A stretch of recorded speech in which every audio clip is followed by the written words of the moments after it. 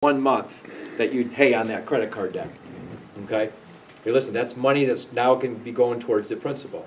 The other thing that's good about this is if you get to the end of the month, and let's say the groceries, I had down here $300 and $200 in groceries. What if you saved and it was only $150? That extra $50 now comes off of the principal balance. So your credit card went down more. Not only the $200 payment you made, but any money that you save. This is a kind of the discipline and motivation. Every money you don't have to spend on your budget, maybe you change your cable bill. So now instead of paying $200 a month, maybe you've got the $125 package or the $175 package. That again can stay in here, reducing that interest rate. Okay? Any questions about using that to shop down and to eliminate credit card debt? Yeah, you're. If you didn't have if your credit card didn't have $5,000 limit on it, but you had 3 cards and all 3 of them totaled to be 5,000, could you still use that strategy for that and just put different amounts into them? Sure. So if you have balances on multiple credit cards, absolutely. When you do your little monthly budget, you can see, well, this one I've got a $3,000 balance, let's say for an example, and it's maxed out or it's close to its max at 3. Maybe you pay the cable, the groceries, the gas is going to go into this. Okay, so this is the card I use for those 3 items because I want to make sure that, again, money going in, even though the money's leaving. Look, I didn't make any more money this month than what I did the previous month where I only had $200 to pay on the credit card. It's still only $200 that is allocated towards the credit card payment. I think I have it on here. Do I have on here credit card payment? I thought I included it in one of these. One of the $200. Anyway, it's still only $200 that I'm going to pay towards the credit card, but the other is just my flow of money. Instead of sitting in a 0% interest checking account, it's canceling out 24% interest. All right? Penny saved is a penny earned, right? So penny saved, 24% saved is 24% earned. Okay? Any other? Yeah, Dave. What happens if you have like a couple credit cards that you want to add into this mix that have 0% financing, and you start off with, do you start your list, your debt list, listing everything, including all your debt, and then you factor in, where do you factor in how to use your credit cards at 0% to best utilize the strategy? Okay, so this is how to pay off credit cards that have debt on them. The way that I would do is the next thing we're going to talk about is the next step is how to pay off the mortgage, right? How to pay off amortized loan. How to shift some of that money from credit card to amortized, and then using this strategy on the credit card, okay?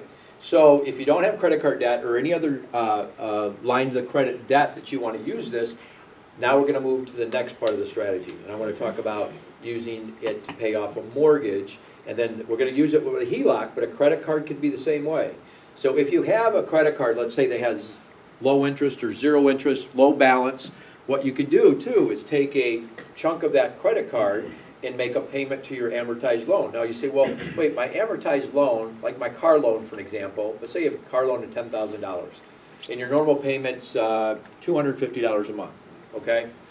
You might say, well, wait a minute, my credit card, it costs me money if I write a check, so I don't want to write a check because I want to save that. How could I then, though, shift that credit card or that amortized debt over to my credit card debt? Well, the way you do it is in your budget that month, instead of paying groceries, mortgage, whatever, let's say I take this item, this item, this item, that gives me frees me up $500. I put these items on the 0% credit card, and I take the $500 that would normally go here on my budget, and I pay it to my amortized car loan. And then I work on that, cutting down that credit card debt, okay, to 0, and then I make another chunk, and that's what we're going to go to next. So, yeah. Can you go over again real quickly the difference between the amortized and the simple interest loans? Like Okay. which one's which? Yeah, the big thing is think about the amortized loans as really because it's a loan. All right, don't get almost every loan is amortized unless it's interest only. Basically, amortized just means that it's going to be paid off over time. Okay, So if we just think of amortized loans versus interest-only loans, okay? So amortized loans are gonna be one way, okay? And if people try to say, well, it's simple interest, well, if you look at how amortized loan is calculated, it actually is simple interest plus a chunk of principal. So if you want to figure out what your amortized loan payment is, and this is why people act like it's different, do the math. It works out exactly the same. So if you take $300,000 like home loan, okay, and it's at 5%, take 300,000 times 5% is 15,000, right? Divided by 12 month. Okay, what month it is, divided by 12, it's gonna be a little over 1,000. That's how much you're paying in principal, in interest. And then the principal payment is the little bit that they've calculated, you just need to pay a little bit more in order to have that debt run you for 30 years in order for it to be. I mean, think about it that way, is that interest is the interest. It's simple interest calculation, okay? The amortized part is how much little can we ask you to pay so we can stretch you out for 30 years so that it's not paid off for 30 years, okay? And then they do the amortized schedule, which is basically the math that, okay, little bit, and kind of probably works in reverse, the mathematicians, but, yeah. Bernie, a slight segue into what David was saying with the 0%. What's the reality of, since you're shifting, you know, the credit card company saying that you went from 200 to this 1,300 twice a month, you know, that's changing the paradigm. What's the reality of you using that as a strategy to negotiate another credit card company that is charging you a lot of interest to pay down, to reduce the interest that you're paying? So it's like, look, I've got a 0% credit card, and you're not lying by saying that you offered it, but you're sort of insinuating that, you know, I can get a 0% credit card because of my credit now. They can kind of look at your profile. Then, have you ever had a company lower your interest rate because your credit score is going up now?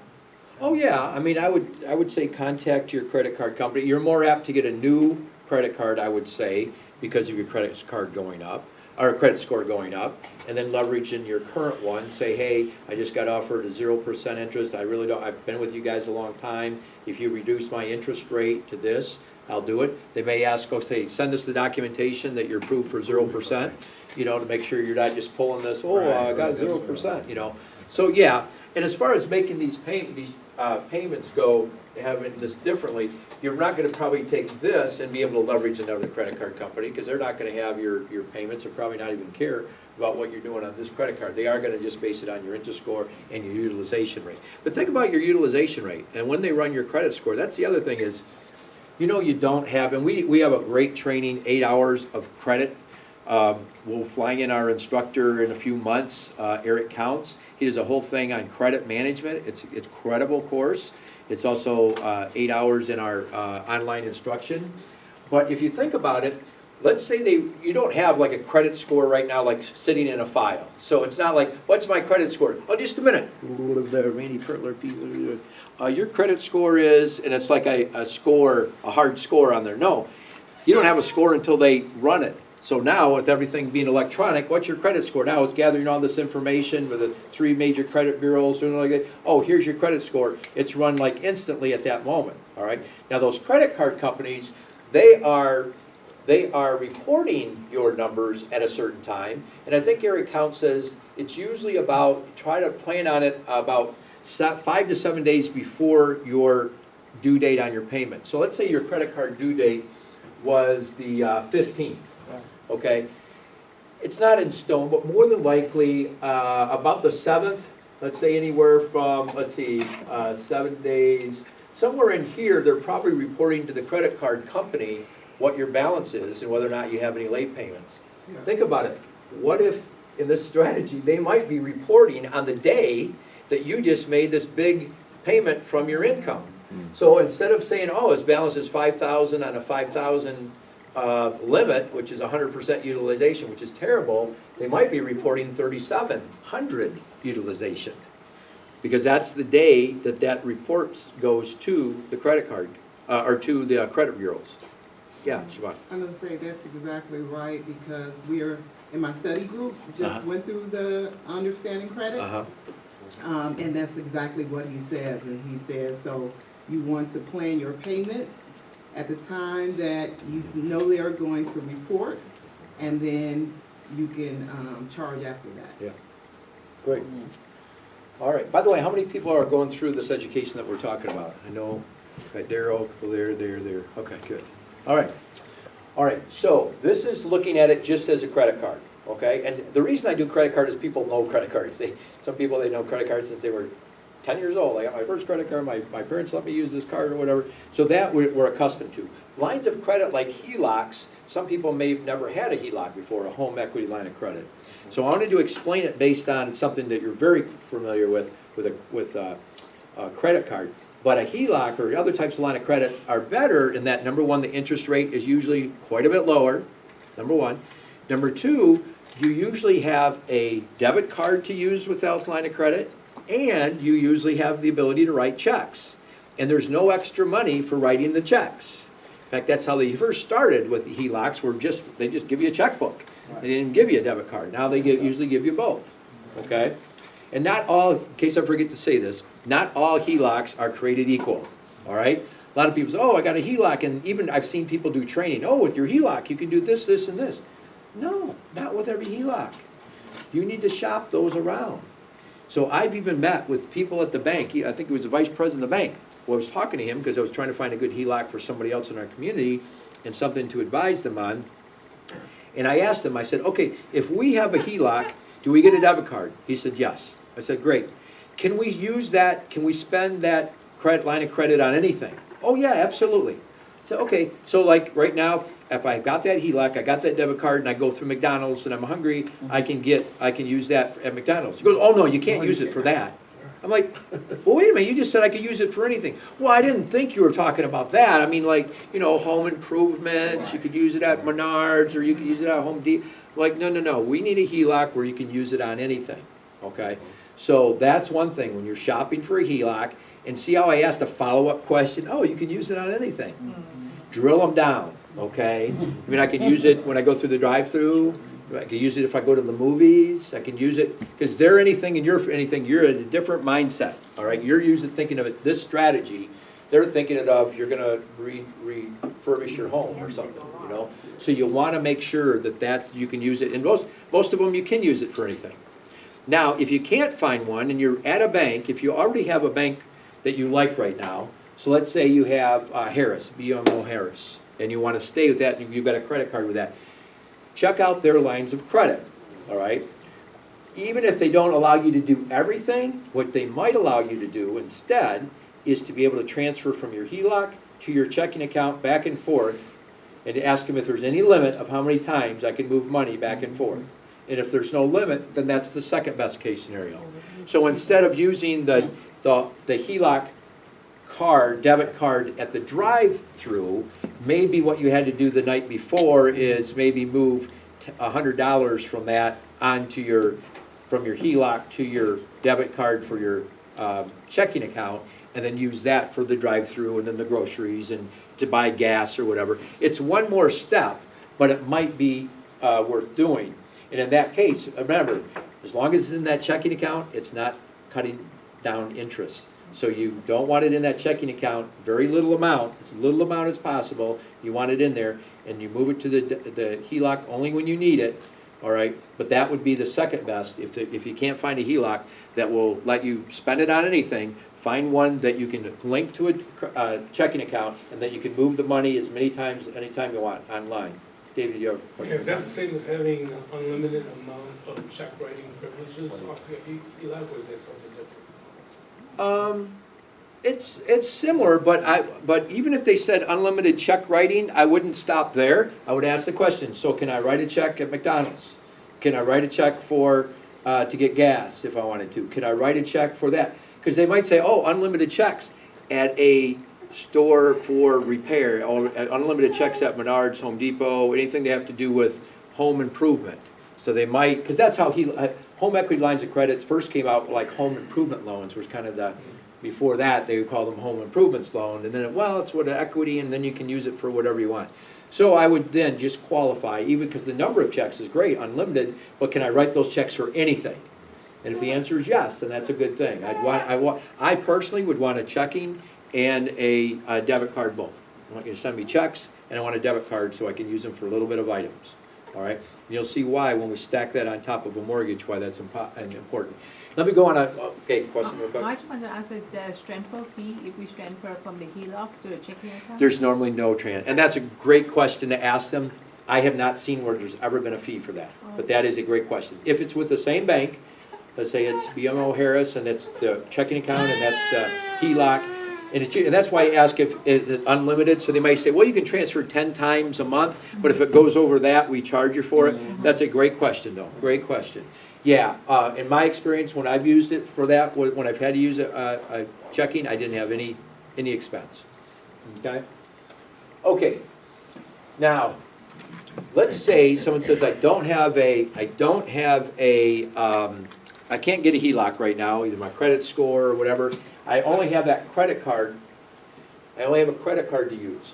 Let's just look at transferring funds. So if you had $2,000 to be able to put on your mortgage, and you had a 30-year mortgage, so this is the example, that 30-year mortgage that we had. Now this one, we've got a $200,000 balance. Instead of a $300,000, I'm switching to a $200,000 balance. And you had $2,000 that you could throw onto that mortgage, that you could, some people call chunking or balance transfer. You could throw the $2,000 onto the mortgage. What would be the impact? So let's say you've gone a few months, and you all of a sudden here, let's see, what month did I do it in? First month payment, $2,000. So I'm going to track this. I haven't used this slide in a while. My $2,000 payment. So I got loan balance, 2,000, monthly payment, interest. Yeah, I was trying to see if I did it right on here. Maybe I didn't, I just have this on the side. Okay, so this is the regular amortization schedule is what it looks like. Because it starts at $199 and down in December here, oh, I've got to have a $2,000 payment on there. Paid on first of the month, 2,000. Yeah, I've got that. But the first month, that's not on the first month.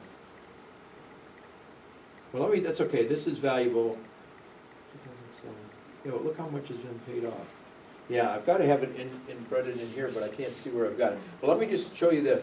So $2,000, if you put $2,000 onto your mortgage, all right, this is at the beginning of your 30-year mortgage. It's not quite as effective towards the middle or the end, but it's still effective. If you took $2,000 onto your mortgage, you would save a total of $5,229 in future interest if you kept that mortgage for 30 years. And that's the disclaimer, kept that mortgage for 30 years. Some people will say, oh, you put $2,000 on there, and boom, you just saved $5,000. That's not true. What if you sold the house the next day? You wouldn't have that much paid back off, right? Because that interest would never have accumulated. Okay, so there's the disclaimer. That's why I say you hear some hype that's part true, but they're not telling you, really looking at it. So, but if you put $2,000 onto your mortgage, you would save over $5,000 in future interest if you never paid that house off early and you took it through for 30 years. Okay? Then what I did was, I said, okay, if you did that, how many months of interest would you be saving? Okay? A month would be 7 months, and you actually, with the break-even point, at a 24% interest rate, the break-even point would be 131 months. So what I'm saying there is, even if your credit card was 24%, you say, well, I can't do this strategy, I got a 24% interest rate on my credit card. The break-even point where it's not a smart thing to do is if it takes you more than 131 months to pay off that credit card. Now you would pay more on the credit card. When it gets to 32 months, you're paying more interest on the credit card now than what you would have on the amortized interest for 30 years, okay? So you've got to think about that there is a break-even point with the interest. When you do the math, there is a break-even point. But 131 months, you know how many months that is, right? That's over, like 120 months is 10 years, right? So as long as you paid that interest off in 10 years on the 24% interest credit card, it's still actually further ahead. It's actually saving you money up until that point, then rather than not paying that $2,000 and keeping that amortized interest for 30 years, okay? Because you're going to pay 20 more years of interest on that. And that's at a 24% interest rate on your credit card versus a 6% mortgage. But you're eating the elephant one bite at a time, right? You're doing $2,000, and then you're using that strategy to pay your credit card, that $2,000 balance off, right? You're putting all your money in, so instead of 24%, you're really paying 19%, and you're motivated, and you've got your attention on $2,000 credit card to get it to zero. And then boom, you can do it again, you can do it again. Credit card's the last resort you want to do this. The best thing is to get a much lower interest rate like a HELOC. Let's see if I got it. So let's look at using a HELOC, all right? Think about this, and this is why. Here's a strategy you've got to do. This is using the banking tools to your advantage. So right now, let's use Chase for an example. Got quite a few of my accounts at Chase. Let's say you had a $300,000 mortgage with Chase. So Chase gave you $300,000 to buy a house, and you've got a $300,000 mortgage. But I use Chase as my checking and savings account, and my average daily balance in my savings account with Chase is $5,000. So really, I gave them $5,000. They gave me $300,000. I'm giving them $5,000 on the average, right? Every day. If I call up Chase and say, hey, you know, I'm paying a loan on $300,000, but hey, you've got $5,000 of my money, you know. So really, the net, what I really owe Chase is $295,000. Can you just charge me interest on that? After they get done laughing, they'll say no, okay? It's a totally separate account, right? You know, if that was all together, if it was Jose, and I said, oh, one time I came to Jose and I said, hey Jose, can I borrow $10,000 and I'll pay you interest on it? Sure. He gives me $10,000. And then a little bit down the road, I say, Jose says, Randy, can I borrow $5,000? Sure, here's $5,000. So the net's only I should only owe him $5,000 in interest, right? Because that's the net. That works between me and Jose, but it doesn't work between me and the bank, right? Because they're saying, oh no, these are separate. These are separate, right? These are different accounts. These are separate. We can't credit you this against this. Oh no, we don't even talk to that department. You know, oh, it's separate. How do you make it so they're not separate? Or how do you use this strategy? Think about this. Your average daily balance on your checking and savings looks like this, $3,000. This is $5,000. This is the $300,000 mortgage. What if we were to do this? Move that $5,000 average daily balance over to your mortgage to get this net, okay? But what are we going to do? Since Chase won't let us just get credit for that, here's what we can do. We can make that a HELOC. A HELOC that has an average daily balance of us putting money into it is $5,000. So think about this. Instead of a $300,000 loan, you get a $10,000 HELOC, line of credit, right? Equity line of credit. This could be a personal line of credit, but we're going to use HELOC for an example. So that $10,000 on the HELOC, you take that credit and you pay the mortgage down to $190. Now I use that $290. I wish now $190. That'd be great. To $290, friends. To $290. Okay. Now you've got all those advantages on the amortization schedule. You just spent $10,000 to the principal of your mortgage. All right, canceling out all that interest. You say, well, yeah, but I still have $10,000. I moved my debt from a mortgage amortized $300,000 to now a combination between a $290 one-way loan and a two-way street called a home equity line of credit. That home equity line of credit, in this example, let's say is $10,000. But remember how on the credit card, even though the credit card balance was $5,000, we only paid interest on $4,000 because we used it like our checking account? The same way here. This $5,000 that we have in our checking account is no longer in our checking account. It's going to be in our HELOC now.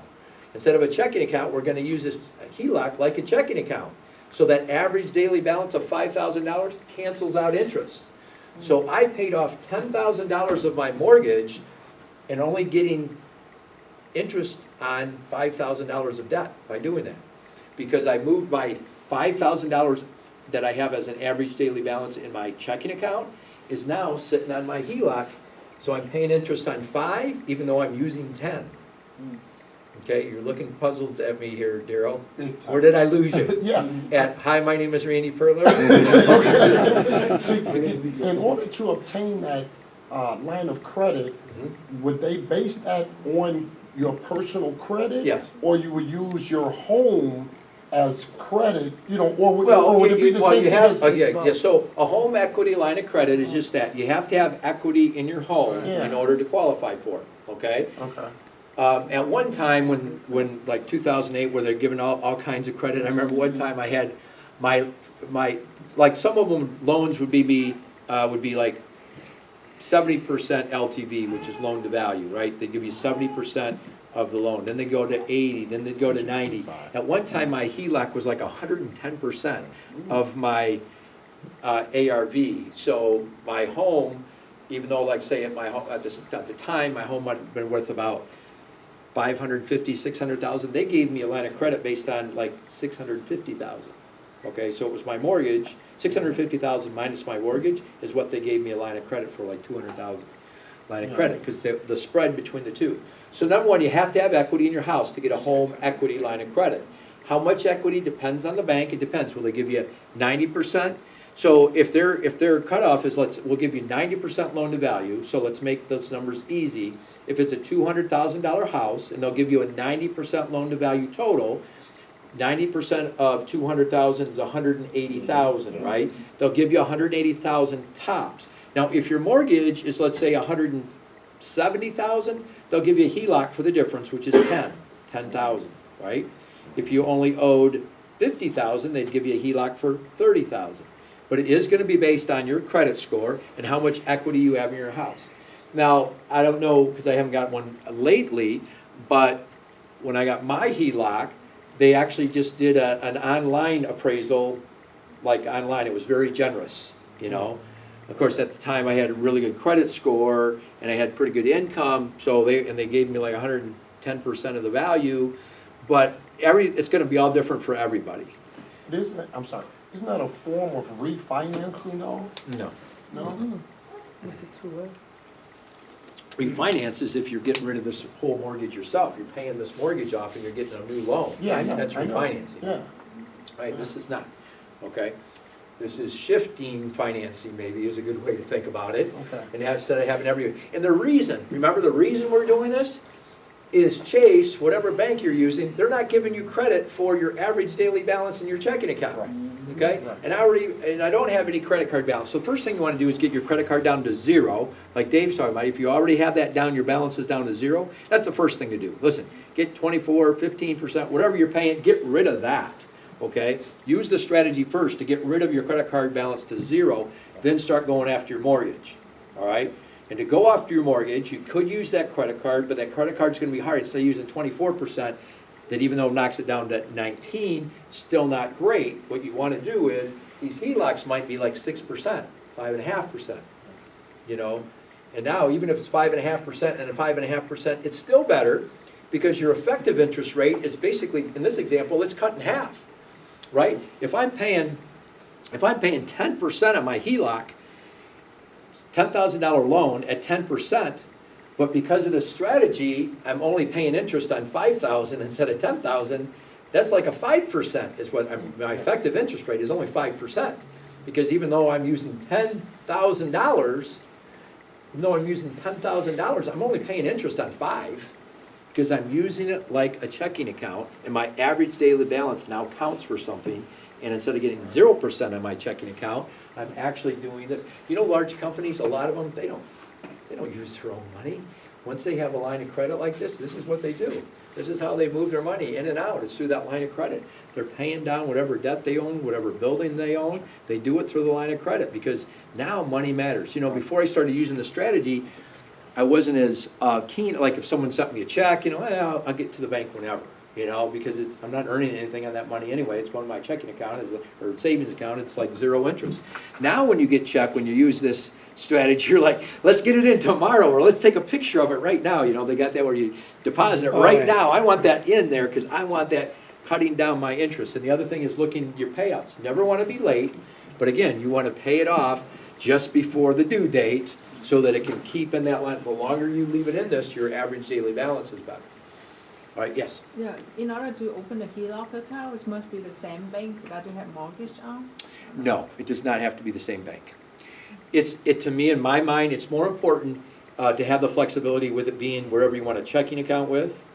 I would go to, yeah, that would be my top priority is if I'm going to explore on a HELOC for the very first time, I would, if my mortgage is where I have my check, is the mortgage in the checking account with the same bank? No. Okay. I would lean towards going where you have your checking account, so you don't have to change that. Because again, when you go to get that HELOC, they may not allow you to spend it on anything, but they might allow you to move it back and forth to your checking account with no extra payment. So I would start there. If you either can't get qualified or they don't offer HELOCs, then I'd go to the company maybe where you do have your mortgage with. And the idea there is if there's any restrictions on the HELOC, you might have to open up another checking account, change your checking account over to that bank.